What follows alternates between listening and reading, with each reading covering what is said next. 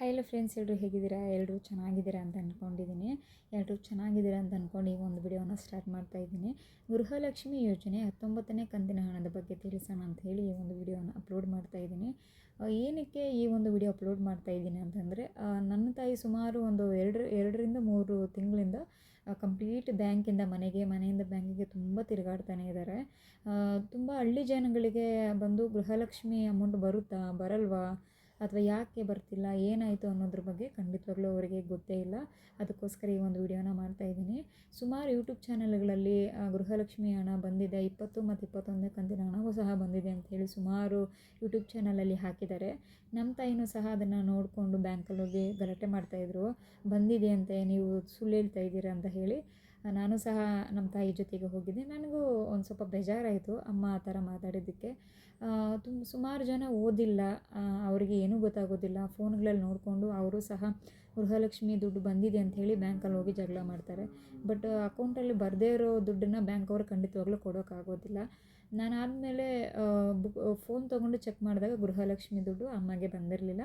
ಅದಾದಮೇಲೆ ನಾವು ಹೋಗಿ ಸ್ಟೇಟಸನ್ನು ಗ್ರಾಮ 1ನಲ್ಲಿ ಬಂದು ಸ್ಟೇಟಸನ್ನು ಚೆಕ್ ಮಾಡಿದ್ರಿ. ನೀವು ಸಹ ಯಾರ್ಯಾರಿಗೆ ಗೃಹಲಕ್ಷ್ಮಿ ಯೋಜನೆ 19ನೇ ಕಂತಿನ ಹಣ ಬಂದಿಲ್ಲ, ನೀವು ಸಹ ಗ್ರಾಮ 1ನಲ್ಲಿ ಹೋಗಿ ನೀವು ಒಂದು ಸ್ಟೇಟಸನ್ನು ದಯವಿಟ್ಟು ಚೆಕ್ ಮಾಡ್ಕೊಳ್ಳಿ. ರೇಷನ್ ಕಾರ್ಡನ್ನು ತೊಗೊಂಡೋಗಿ ಕೊಟ್ಟರೆ ಗ್ರಾಮ 1ನಲ್ಲಿ ನಿಮಗೆ ಸ್ಟೇಟಸ್ ಏನಿದೆ ಅದನ್ನು ಚೆಕ್ ಮಾಡಿ ಖಂಡಿತವಾಗ್ಲೂ ತಿಳಿಸ್ಕೊಡ್ತಾರೆ.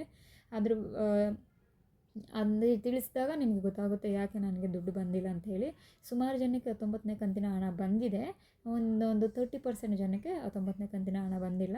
ಏನೋ ಒಂದು ತೊಂದರೆ ಇರುತ್ತೆ, ಅವರ ಒಂದು ಅಕೌಂಟ್ ಪ್ರಾಬ್ಲಮ್ ಇರುತ್ತೆ, ಅಥವಾ ಆಧಾರ್ ಕಾರ್ಡ್ ಲಿಂಕ್ ಏನಾದರೂ ಒಂದು KYC ಪ್ರಾಬ್ಲಮ್ ಏನಾದರೂ ಒಂದು ಇರುತ್ತೆ. ಸೊ ದಯವಿಟ್ಟು ನೀವು ಗ್ರಾಮ 1ಗೆ ಅಥವಾ ರೇಷನ್ ಕಾರ್ಡ್ನ ತೊಗೊಂಡೋಗಿ ಚೆಕ್ ಮಾಡಿದ್ರೆ ಅದ್ರ ಸ್ಟೇಟಸ್ ಏನು ಅಂತ ನಿಮಗೆ ತಿಳಿಸ್ಕೊಡ್ತಾರೆ. ಅದ್ರ ತಕ್ಕಂಗೆ ನೀವು ಸಹ ನಿಮ್ಮ ಗೃಹಲಕ್ಷ್ಮಿ ದುಡ್ಡಿನ ಬಗ್ಗೆ ನೀವು ತಿಳ್ಕೊಬೋದು. ಅದಾದಮೇಲೆ ನಮ್ಮ DK ಶಿವಕುಮಾರ್ ಅವರು ಯಾವುದೋ ಒಂದು ಪ್ರೆಸ್ ಮೀಟಲ್ಲಿ ಹೇಳಿದ್ದಾರೆ, ನಾವೇನು ತಿಂಗಳು ದುಡ್ಡು ಕೊಡ್ತೀರಂತ ನಿಮಗೆ ಹೇಳಿದ್ರಾ, ಇಲ್ಲ ಹೋಗ್ರಿ ಕೊಡೋದಿಲ್ಲ ಅಂತ ಹೇಳಿದಾಗ ಸುಮಾರು ಜನ ಅವ್ರನ್ನ ತರಾಟೆಗೆ ತೊಗೊಂಡಿದ್ದಾರೆ. ಅದು ತುಂಬಾ ವೈರಲ್ ಆಗಿತ್ತು DK ಶಿವಕುಮಾರ್ ಅವ್ರದ್ದು. ಏಕೆಂದರೆ ನಾವು ದುಡ್ಡು ಕೊಡ್ತೀರಿ ಗೃಹಲಕ್ಷ್ಮಿ ದುಡ್ಡು ಅಂತ ಹೇಳಿನೇ DK ಶಿವಕುಮಾರ್ ಅಂದರೆ ನಮ್ಮ ಗೌರ್ಮೆಂಟ್ ಸರ್ಕಾರ ಬಂದು ಈಗ ವಿನ್ ಆಗಿರೋದು. ಈಗ ವಿನ್ ಆಗಿದ್ದಾದಮೇಲೆ ಈ ರೀತಿ ಹೇಳಿದ್ರೆ ಹೆಂಗೆ ಅಂತ ಹೇಳಿ ಸುಮಾರು ಜನ DK ಶಿವಕುಮಾರ್ ಅವರಿಗೆ ಕ್ಲಾಸನ್ನು ತೊಗೊಂಡಿದ್ದಾರೆ. ರಿಪೋರ್ಟರ್ಸ್ ಆಗಿರ್ಬೋದು, ಜನಪ್ರತಿನಿಧಿ ಆಗಿರ್ಬೋದು, ಸುಮಾರು ಜನ ಅವ್ರ ಬಗ್ಗೆ ಕಮೆಂಟನ್ನು ಹಾಕ್ತಾಯಿದ್ರು. ಸುಮಾರು ಜನ ಬೈತಾಯಿದ್ರು, ಕಾಂಗ್ರೆಸ್ ಯಾಕೆ ಈ ರೀತಿ ಮಾಡ್ತಾಯಿದೆ ಅಂತ ಹೇಳಿ. ಬಟ್ ಬೇರೆ ರಾಜ್ಯಕ್ಕೆ ಕಂಪೇರ್ ಮಾಡಿದ್ರೆ ನಮ್ಮ ರಾಜ್ಯದಲ್ಲಿ ಹೇಳಿ ಅಂದರೆ ಗೃಹಲಕ್ಷ್ಮಿ ದುಡ್ಡು ಕೊಡ್ತೀನಿ ಅಂತ ಹೇಳಿದ ತಕ್ಕಂಗೆ ಕೊಡ್ತಾ ಇದ್ದಾರಲ್ವ, ಅದಕ್ಕೊಂದು ಖುಷಿ ಪಡಬೇಕು. ಯಾಕೆಂದರೆ ಫಸ್ಟು 1 ಮಂತ್ 2 ಮಂತ್ಸ್ ಕೊಟ್ಟು ಅದಾದಮೇಲೆ ಅವರು ಸ್ಟಾಪ್ ಮಾಡಿಲ್ಲ, ಮಂತ್ಲಿ ಕೊಡ್ತಾ ಇದ್ದಾರೆ. ಬಟ್ ಈ ಒಂದು 3-4 ಮಂತ್ಸಿಂದ 19ನೇ ಕಂತಿನ ಹಣ ಬರೋದು ಒಂದು ಸ್ವಲ್ಪ ಲೇಟ್ ಆಗಿದೆ. 19ನೇ ಕಂತಿನ ಹಣ ಇನ್ನೊಂದು ನನ್ನ ಪ್ರಕಾರ ಒಂದು 3 to 4 ಡೇಸಲ್ಲಿ ಇನ್ನು ಯಾವ 30% ಜನಕ್ಕೆ ಬಂದಿಲ್ಲ, ಆ 30% ಜನಕ್ಕೆ ಖಂಡಿತವಾಗ್ಲೂ ಬರುತ್ತೆ. ಆದಷ್ಟು ತಾಳ್ಮೆಯಿಂದ ವೆಯ್ಟ್ ಮಾಡಿ. ಅದಾದಮೇಲೆ 20-21ನೇ ಕಂತಿನ ಹಣ ಬರುತ್ತೆ. ಅದು ನೆಕ್ಸ್ಟ್ ವಿಡಿಯೋದಲ್ಲಿ ನಾನು ನಿಮಗೆ ಅಪ್ಡೇಟ್ ಮಾಡ್ತೀನಿ. ಗೃಹಲಕ್ಷ್ಮಿ ಬಗ್ಗೆ ಸುಮಾರು ಹಳ್ಳಿ ಕಡೆ ಇರುವಂತಹ ಜನಗಳಿಗೆ ಗೊತ್ತಾಗ್ತಾ ಇಲ್ಲ, ಪಾಪ ಬರ್ತಿದೆಯಾ ಬರ್ತಾ ಇಲ್ವಾ ಅಂತ ಹೇಳಿ. ಮತ್ತು ಇದೇ ಲಾಸ್ಟ್ ಮಂತ್ ಅಂತೆ, ನೆಕ್ಸ್ಟ್ ಮಂತಿಂದ ಬರಲ್ವಂತೆ ಅಂತ ಹೇಳಿ ಸುಮಾರು ಜನ ಅಂದ್ಕೊಂಡಿದ್ದಾರೆ. ಎಸ್ಪೆಷಲಿ ನಮ್ಮ ತಾಯಿನೂ ಸಹ ಅಂದ್ಕೊಂಡಿದ್ದಾರೆ. ಅವರು ಓದಿಲ್ಲ, ಯಾವ ಒಂದು ಚಾನಲ್ಗಳಲ್ಲಿ ಯೂಟ್ಯೂಬ್ ಚಾನಲಲ್ಲಿ ಏನೇನು ಬರುತ್ತೆ ಆ ಒಂದು ವಿಡಿಯೋಸನ್ನು ನೋಡಿ ಅವರು ಸಹ ನಂಬ್ಕೊತಾರೆ. ಸೊ ಅಂಥ ಜನಗಳಿಗೆ ನಾವು ತುಂಬ ಚೆನ್ನಾಗಿ ಗೈಡ್ಲೈನ್ಸ್ ಕೊಡಬೇಕು. ಬರುತ್ತಾ ಬರಲ್ವಾ, ಈ ರೀತಿ ಇದೆ, ಈ ರೀತಿ ನಿಜಾಂಶ ಏನಿದೆ ಆ ನಿಜಾಂಶನ ಹೇಳಿದ್ರೆ ಖಂಡಿತವಾಗ್ಲೂ ಎಲ್ರಿಗೂ ಗೊತ್ತಾಗುತ್ತೆ. ಅದಾದಮೇಲೆ ಲಕ್ಷ್ಮೀ ಬಳಕೋರವರು 20 ಮತ್ತು 21ನೇ ಕಂತಿನ ಹಣ ಬರುತ್ತೆ ಅಂತ ಹೇಳಿದ್ದಾರೆ. ಅದು ನೆಕ್ಸ್ಟ್ ವಿಡಿಯೋದಲ್ಲಿ ನಾನು ನಿಮಗೆ ಡೀಟೇಲಾಗಿ ತಿಳಿಸ್ಕೊಡ್ತಾ ಬರ್ತೀನಿ. ಇನ್ನೊಂದು ಉಪಯುಕ್ತ ಮಾಹಿತಿ ಏನಪ್ಪ ಅಂದರೆ, ಒಬ್ಬರು ಅಂದರೆ ಎಕ್ಸಾಂಪಲ್ ಈಗ ನನಗೆ ಬಂದು ಒಂದು 3-4 ಅಕೌಂಟ್ ಇರುತ್ತೆ. 3-4 ಅಕೌಂಟ್ ಇದ್ದಾಗ ನಮ್ಮ ಗೃಹಲಕ್ಷ್ಮಿ ದುಡ್ಡು ಬಂದು ಯಾವ ಅಕೌಂಟ್ಗೆ ಬೀಳುತ್ತೆ ಅನ್ನೋದು ಒಂದು ದೊಡ್ಡ ಸಮಸ್ಯೆ ಪ್ರತಿಯೊಬ್ಬರಿಗೂ.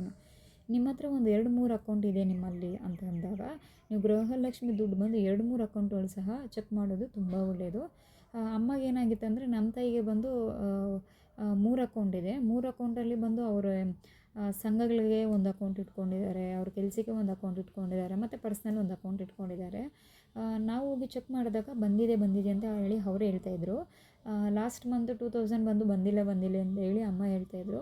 ಬಟ್ ಬೇರೆ ಒಂದು ಅಕೌಂಟಲ್ಲಿ ಇನ್ನೊಂದು 0 ಅಕೌಂಟ್ ಅಂತ ಓಪನ್ ಮಾಡಿದರು ಮೋದಿಯವರ ಒಂದು ಇದ್ದಾಗ. ಅದು ನನ್ನ ಪ್ರಕಾರ ಸುಮಾರು ಒಂದು 5-6 ವರ್ಷದ ಹಿಂದೆ ಅಕೌಂಟ್ ಓಪನ್ ಮಾಡಿದ್ದು. ಆ ಅಕೌಂಟಿಗೆ ಹೋಗ್ತಾಯಿತ್ತು ಆ ದುಡ್ಡು. ಆ ಅಕೌಂಟ್ ಹೋಗ್ತಾ ಇದ್ದಿದ್ದ ದುಡ್ಡು ಮತ್ತೆ ಈಗ ಇನ್ನೊಂದು ಅಕೌಂಟಿಗೆ ಬರ್ತಾಯಿದೆ. ಸೊ ಈ ರೀತಿಯೂ ಸಹ ಆಗುವಂತಹ ಸಾಧ್ಯತೆ ಇರುತ್ತೆ. ನೀವು ಒಂದು 2-3 ಅಕೌಂಟ್ ಇರುವಂಥವ್ರು ದಯವಿಟ್ಟು ನಿಮ್ಮ ಎಷ್ಟು ಅಕೌಂಟ್ ಇದೆ ನಿಮ್ಮಲ್ಲಿ ಅಷ್ಟು ಅಕೌಂಟ್ ಒಂದು ಸಲ ಚೆಕ್ ಮಾಡಿ. ಒಂದು ವೇಳೆ ಬಂದಿಲ್ಲ ಅಂದರೆ ಗ್ರಾಮ ಒನ್ನಿಗೆ ಹೋಗಿ.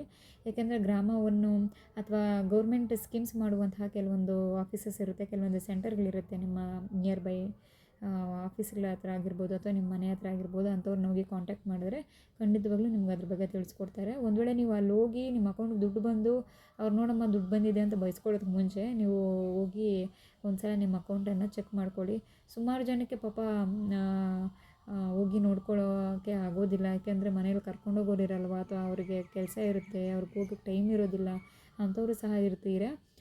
ಬಟ್ಟು ನನ್ನ ಪ್ರಕಾರ ಗೃಹಲಕ್ಷ್ಮಿ ದುಡ್ಡಿಗಿಂತ ಬ್ಯಾಂಕ್ ನೋಟಿಫಿಕೇಷನ್ಸ್, ಈಗ ದುಡ್ಡು ಕ್ರೆಡಿಟ್ ಆಗಿರೋದು, ಡೆಬಿಟ್ ಆಗಿರೋದು ಅಥವಾ ಏನು ನಿಮ್ಮ ಬ್ಯಾಂಕ್ ಸ್ಟೇಟಸ್ ಏನಾಗ್ತಿದೆ ಅಂಥೇಳಿ ಪ್ರತಿಯೊಂದು ಒಂದು SMS ಮೂಲಕ ನಿಮಗೆ ಗೊತ್ತಾಗುತ್ತೆ.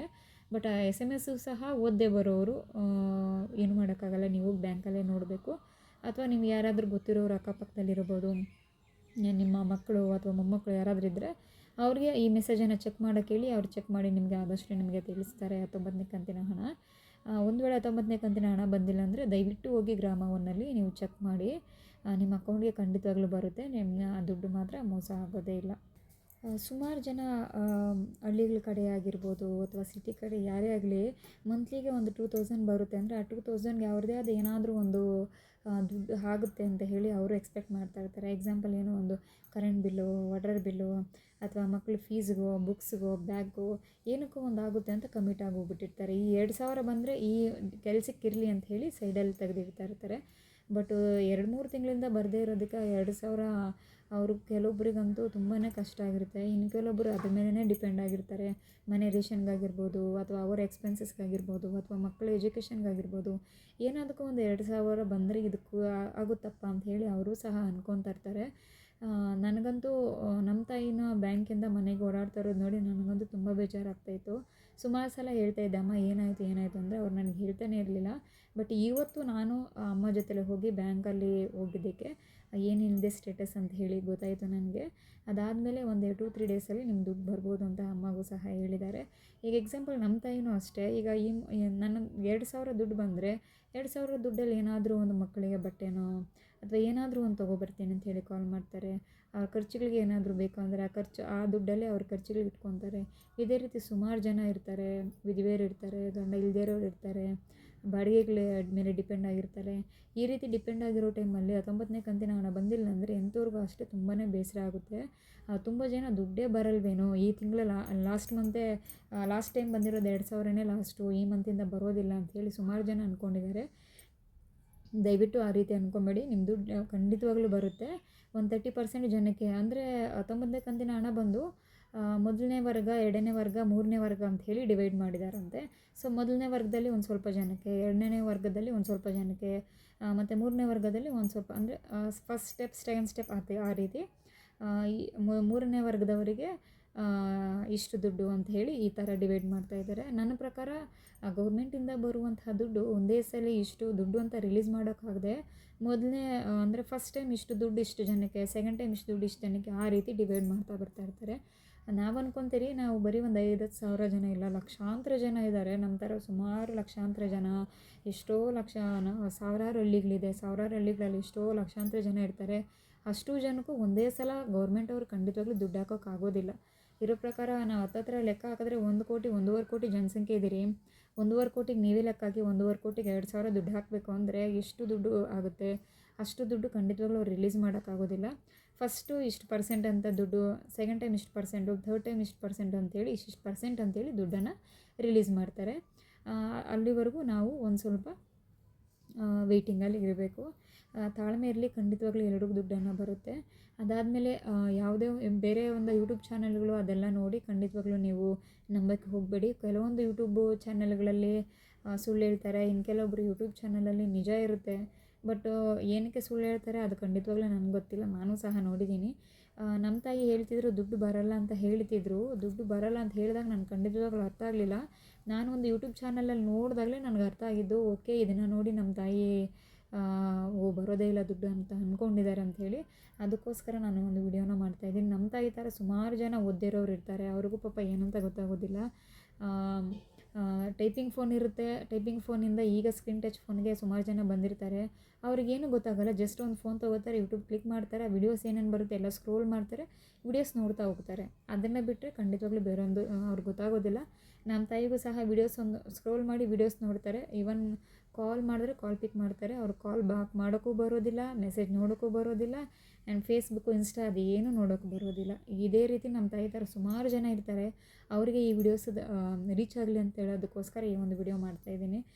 ನನ್ನ ಮಗಳು ನಿದ್ದೆ ಮಾಡ್ತಾಯಿದ್ದಾಳೆ ಪಾಪ.